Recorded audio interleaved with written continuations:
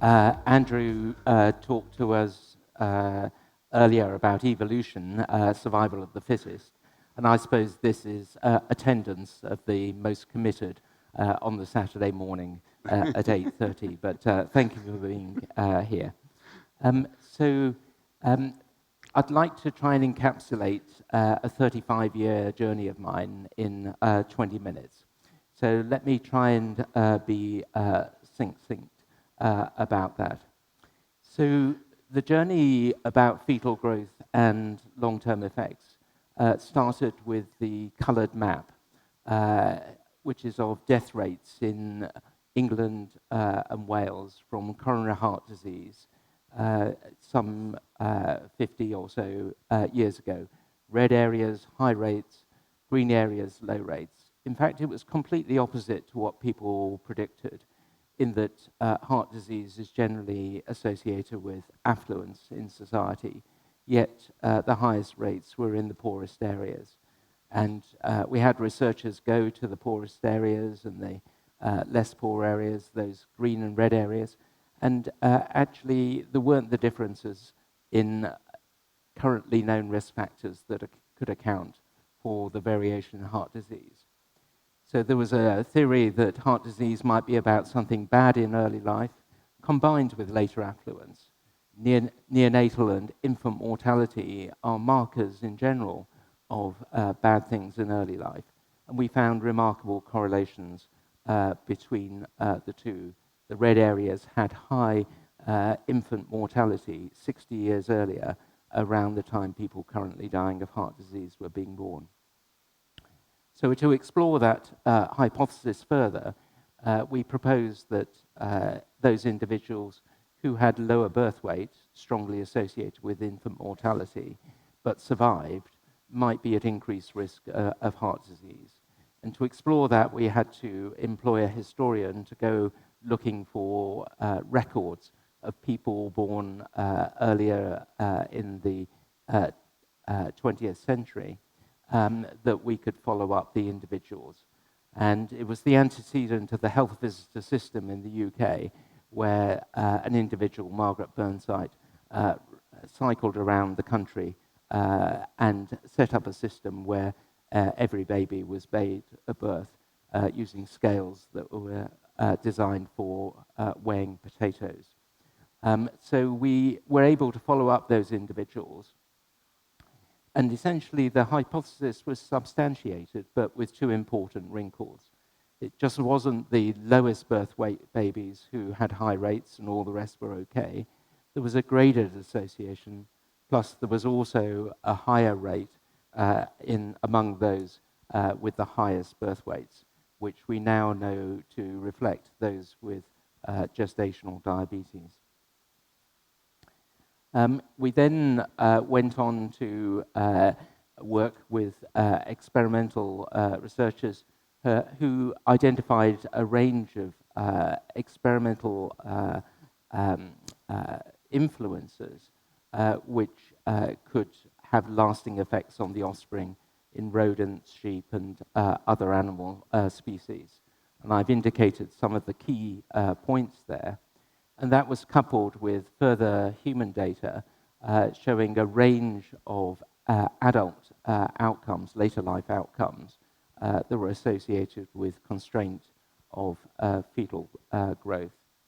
And it later emerged that the maternal constraint of fetal growth had greater impacts if the early life constraint was combined with later obesogenic environments. There was a mismatch between the developmentally induced phenotype and the later environment. So the first of my three concepts, which is one that Andrew alluded to earlier, is that the size of the mother and her fetus must be matched. And this is one aspect of what's called developmental plasticity. If there isn't matching, then there is obstructed labor and the mother dies. But there's a conundrum here because the fetus has paternal genes as well as maternal genes. And what's been shown across a range of animals, including the camelids shown in the bottom right, is that there is a complete maternal override of the paternal genotype during pregnancy when you cross a female guanaco wearing the same as a human female with a huge male dromedary. And probably a good job there is override in that circumstance. So as Andrew talked about, human evolution has favored the development of a large brain, which means that the baby is born immature. But if you delay delivery, then that increases the risk of obstructed labor. And there is this close tolerance between the fetal head size and the pelvic canal. So it's the skeletal dimensions of the mother and the fetal size at birth which need to be closely matched.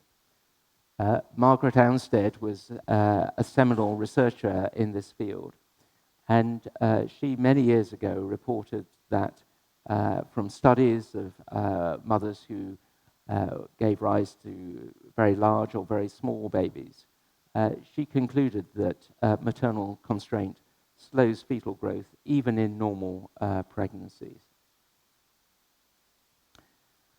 So maternal constraint of fetal growth is more likely if there's a smaller mother. You can show that in embryo cross transfer studies in humans. If the mother's own fetal growth is constrained, and I'll show you a bit of data on that in the moment. And if there is a faster trajectory of growth, faster growing fetuses have greater nutrient requirements. It's great if the supply of nutrients is optimal, but if it's not, then faster growing fetuses are more likely to have their growth constrained. And growth is constrained on average in primiparous mothers in first pregnancies. In a first pregnancy, the placental trophoblast cells invade the spiral arteries of the uterus of the mother, the arteries that supply the uterus, and they permanently change them such that blood flow is increased in subsequent pregnancies. So some data backing up some of these assertions. So in one of our earlier studies on one of the panels, it shows neonatal crown heel length, that is the length of the newborn baby, related to the mother's birth weight and the father's birth weight. And there were strong and very similar associations for mother and father. But when you look in the other panel at neonatal thinness, that's ponderal index of birth, it's the lower birth weight mothers that are having thin babies, presumably because their uterine development was impaired. But father's birth weight is not related to newborn thinness. Bit of a complex slide, but an important one, and this is from Jane Harding's studies in fetal sheep, where the daily measurements of the abdomen of the fetal sheep were recorded on the vertical axis, and the solid black dots show a group of lambs that were growing fast. But then on day 0, on the horizontal axis, the mothers were undernourished. The black circle fast-growing fetuses had to slow their growth. But importantly, the slower-growing fetuses, the open circles, they were able to continue at the same growth rate, even though their mother was undernourished. The faster or slowing growing fetuses reflects the trajectory of fetal growth. And in reality, human fetuses vary substantially in their rates of growth from early gestation onwards. And what Vincent and the great studies in Generation R and others are starting to show is that environmental influences can alter the early trajectory of growth. And these early trajectories of growth can be associated with later disease. We've linked fast early growth with atopic disorders, and Generation R has linked slow growth with metabolic risk. And when you think about it, most societies actually routinely redate their pregnancies now on the basis of ultrasound measurements of fetal size.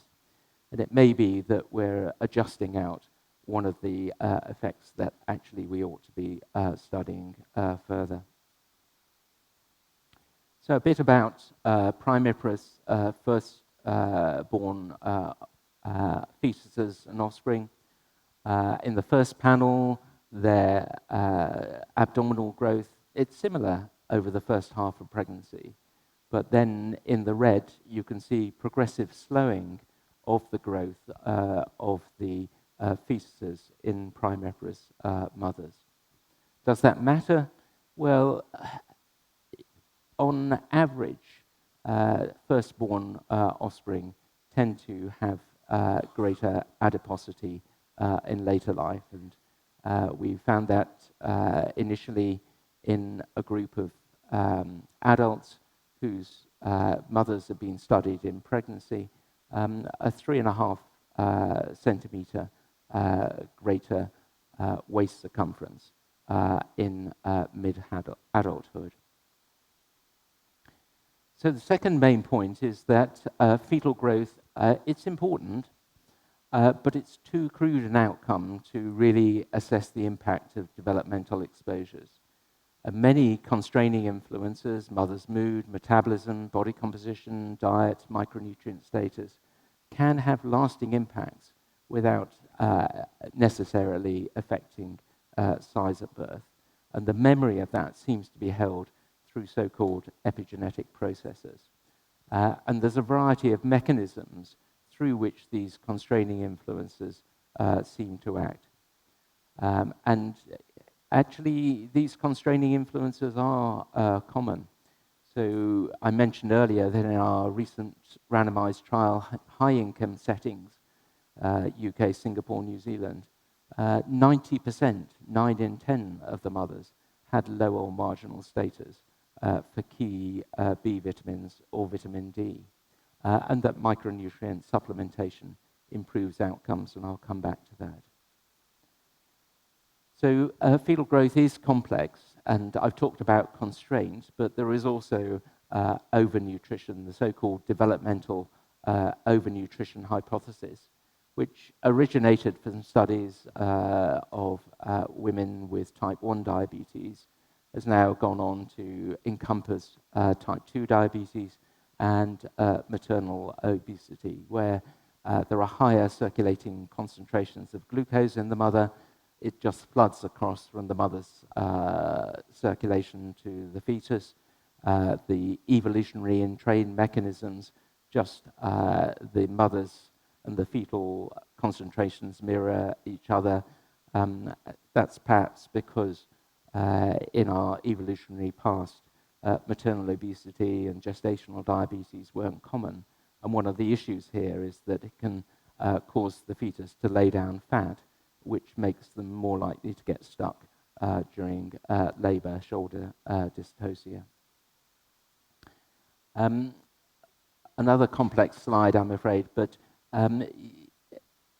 the higher sugar levels in the mother can impact the epigenome, the memory processes in the offspring. And although interventions like diet and physical activity actually have little effect on the baby's size at birth, they can have impacts on the epigenome of the offspring.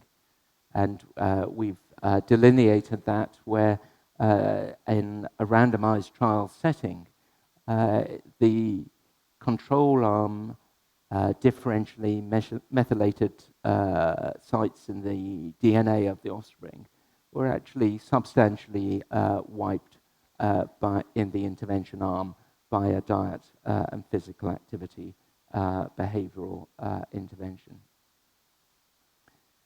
So how does the mother influence growth? And some of the influences seem to be through the concentrations of nutrients, and some of them through blood flow. And nutrients such as oxygen, it's a flow constrained process, whereas other nutritional needs of the baby is the concentrations that matter.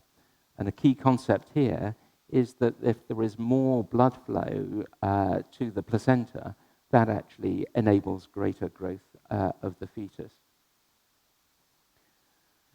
So when you start to dissect this away, you can see that there are certain influences in the mother which are associated with the size of the placenta and the vascular structure of the placenta, and others which aren't associated with placental size, but seem to impact on the endocrine function, the transport function, the transport area of the placenta.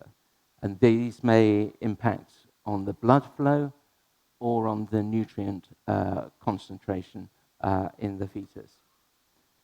And we took an exploration down this route on the back of the concept that thin mothers have adult offspring with levels of higher levels of cardiovascular risk factors, many of which are controlled by the liver, cholesterol, clotting factors, etc.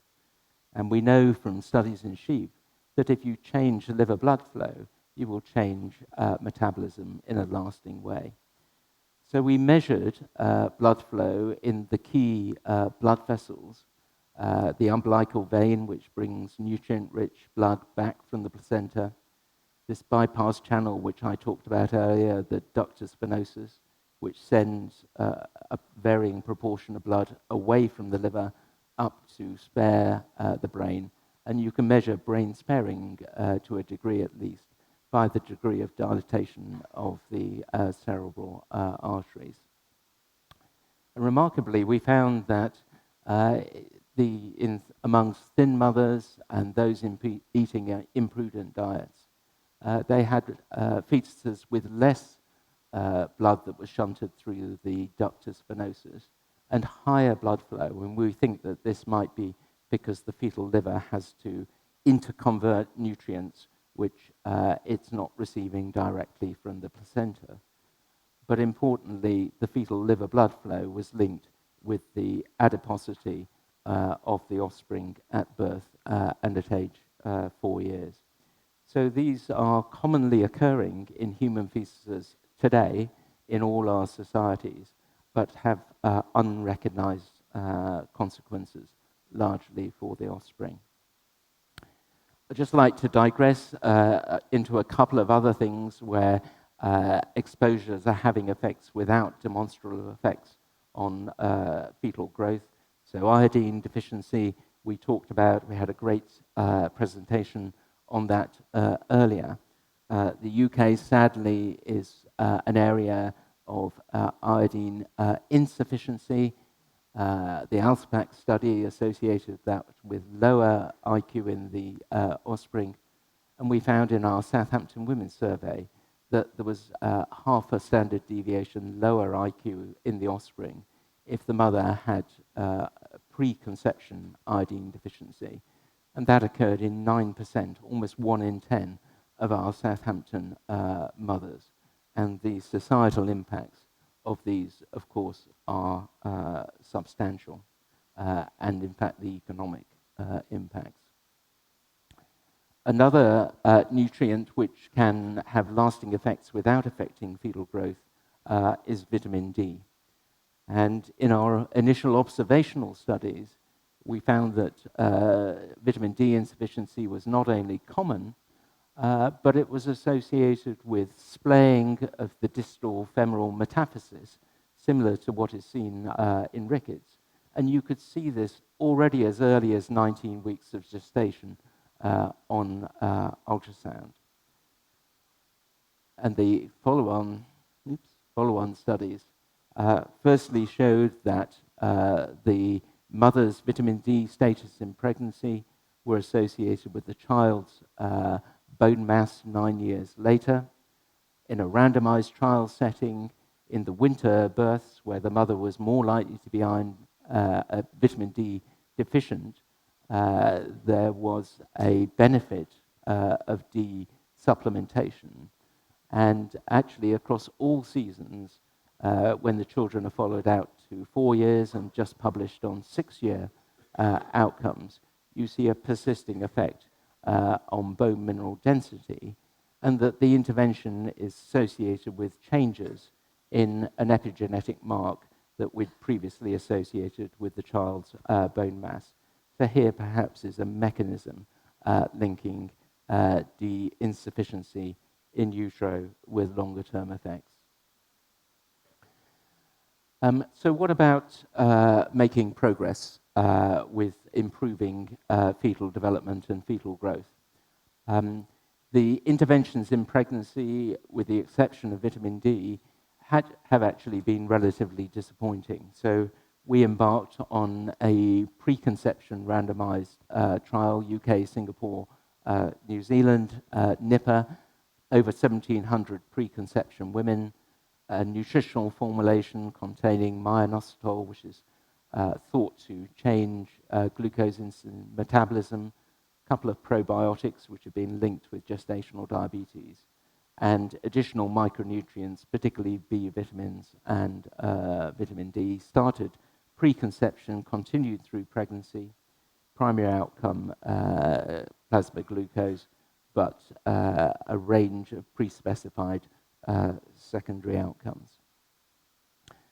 Time precludes me going through the findings in detail, but what we did find is that the high prevalence of B vitamin, vitamin D insufficiency was in large part rectified by the intervention, not a surprise. We found no effect on blood sugar levels in the offspring or on birth weight. A suggestion of a shorter time to conception in overweight but not obese women, but importantly, a more than halving of preterm delivery rate, and likewise a shorter second stage of labor, and more than halving of postpartum blood loss. Follow-up of the offspring, we've been looking at the human milk nutrient concentrations. Zinc was one of the elements of the intervention, and perhaps a bit to our surprise, there was a persisting effect on breast milk zinc concentrations, and certainly less surprising on vitamin D concentrations. What we were hoping to find was reduced childhood obesity, and in fact there was reduced weight gain, lower incidence of excessive weight gain in the offspring, and a halving of childhood obesity at age 2 years. So the final component is mismatch, and I think Vincent is going to develop this a bit further. But in rodents, it's actually remarkably easy to produce a couch potato offspring that do not exercise and eat wherever there's food available, simply by undernourishing the mother during pregnancy and then providing the offspring with ready access to food. In the obesogenic environments which most of us live in today around the world, or many of us live in around the world, you can proxy mismatch just by looking at populations like the UK. And in 250,000 UK biobank participants, lower birth weight was associated with type 2 diabetes. And in the whole population of Austria, the country's been subject to 3 famines, sadly associated with periods of war. And if you look at individuals according to their year of birth, those that were born around the time of the wars, the wartime famines, but then grew up in more affluent environments, they had increased rates of type 2 diabetes. More direct evidence of mismatch has come from follow-up studies in Helsinki and Finland. where in the red, those who were of above average thinness at birth, if they put on body mass index during childhood, that actually wasn't associated with coronary heart disease rates, but it was the black, the below average thinness at birth. If they put on body mass index in childhood, there were much higher rates of coronary heart disease. More recently, we found that if there is constraint of abdominal growth in utero, shown by the lowest quarter of conditional abdominal growth, and then the child eats an imprudent diet in the first 6 years of life, they have a higher fat mass at age 9 years, whereas there is no effect in those with the higher rates of abdominal growth. So mismatch between the pre- and postnatal environments. So my final slide, just to try and summarize, constraint of fetal growth is associated with later cardiometabolic and non-communicable diseases. But many of the constraining influences can have lasting effects without necessarily affecting growth in utero. Probably the growth of pretty much all fetuses is constrained to some extent, and this constraint is greater in certain circumstances, and if that constraint is mismatched with a later environment, that's when you particularly encounter problems. And we shouldn't hide away from the fact that low or marginal micronutrient status is really common in high-income countries today, probably also in low-income settings, but supplementation might mitigate some of those effects. Thank you for your attention.